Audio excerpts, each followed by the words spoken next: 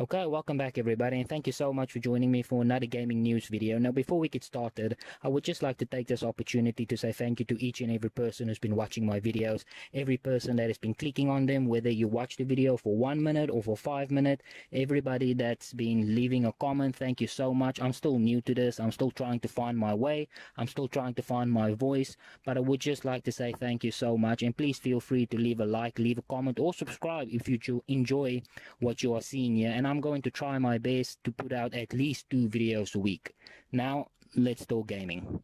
Half-Life Alyx came out a few days ago and everybody seems to be really pleased with the game. It has been met with some awesome reviews, with most gaming companies giving it a 9 or a 10 out of 10.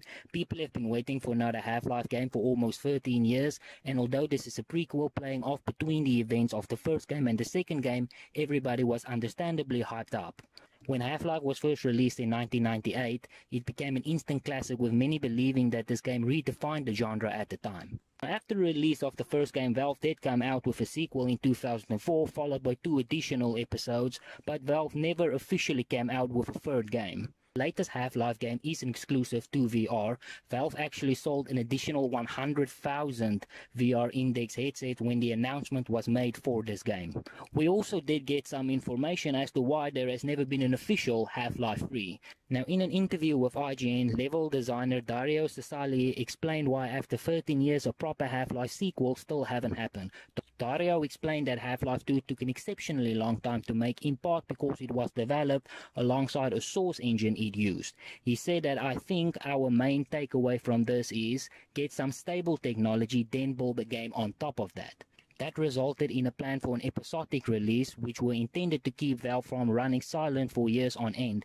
Instead, with the source engine fully mature, episodes were planned to come out on a yearly basis, but then scope creep sets in and the developers kept cramming in more and more features. Cesali went on to say that it was a good concept, but that Valve didn't execute it very well. Another exciting game that is set to come out soon is Wasteland 3. This is an up-and-coming RPG. It is a sequel to Wasteland 2, and it is set to release for Microsoft Windows, Mac OS, PlayStation 4 and the Xbox One on May 19th. In the game, players can make various choices, and that choices will have different impacts on the game's world and the story. Now, another feature that the main campaign will have is that players will have the option to play cooperatively with another player. Now, that sounds very interesting to me. It almost feels like what Fable Legends was supposed to be when it comes to the multiplayer campaign. Anyway, we also have Resident Evil 3 Remake, Final Fantasy 7 Remake, and Destroy All Humans Remake that will be released soon. Resident Evil and Final Fantasy will be coming out in early April. Destroy All Humans, well, I still don't have a date for that yet. Now, will any news story be complete without talking about the next generation console? I don't think so. So let's talk about it.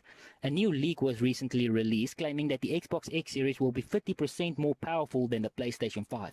The Xbox X Series will have an output of over 12 teraflops, while the PlayStation 5 will have an output of 10.3.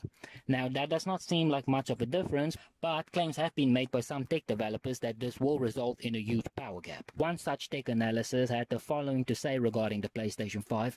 Due to non-linear performance clock scaling, the likely performance deficit between the two consoles is about 25 to 30%. This might have major impact on 4K performance. And honestly, this just feels like rambling to me. There is absolutely no evidence to suggest that the PlayStation 4 will be that much weaker. Maybe there will be a slight difference in power, but I seriously doubt it will be that huge of a gap as suggested here. I personally think that a gap in power will be pretty much as big as the gap between the Xbox One S and the PlayStation 4 Pro. And even if there is a gap in power, I don't think it's going to discourage anybody from buying the PlayStation 5. I also read another rumor today that I would like to speak about. This is an article that I read claiming that GTA 6 will be a time exclusive to the PlayStation 5. Now, that is just absolute nonsense. There is no way Rockstar will be stupid enough to do something like that. Hell, there is no way PlayStation will be stupid enough to do something like that. Those companies will be burned to the ground if they try to pull some shit like this.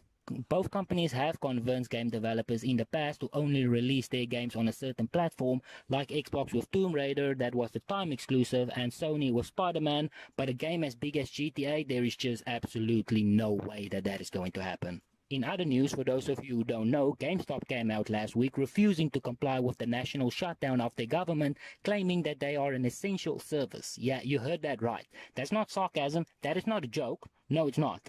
These guys actually tried to claim that they are an essential service, and they released the following statement. As millions of Americans face unprecedented challenges adapting to virtual learning, working and interactions, there is a significant need for technology solutions. We are one of many providers of these products that are remaining open at this time. Schools, businesses and families are now suddenly dependent on being able to connect through technology. While there are many businesses and organizations far more critical than ours, we believe that we have a positive impact during this very critical, challenging time.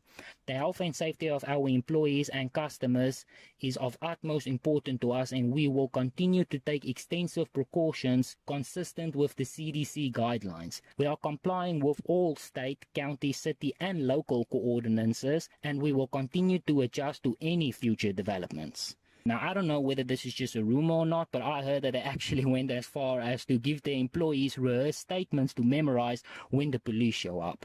Now, I don't know if that's true or not, but it is entirely possible. Entirely possible. And if it is, that is just messed up. The employees were obviously upset, and rightfully so. They're already underpaid. Why would they want to put themselves at risk? I know that for a retail company, this can break your back, but this is difficult times, and you have to put the health of your employee and everybody who is at risk shopping there first. This is a time where everybody needs to stand together. Not literally, of course, you need to be isolated, but you know what I'm saying. So pay your employees and let them stay at home. And that is exactly what they did. Well, the stay at home part. Gamestop has now decided to shut down all their stores that will only take digital orders through their website and mobile app. Customers will have the option of e-commerce delivery or a curbside pickup.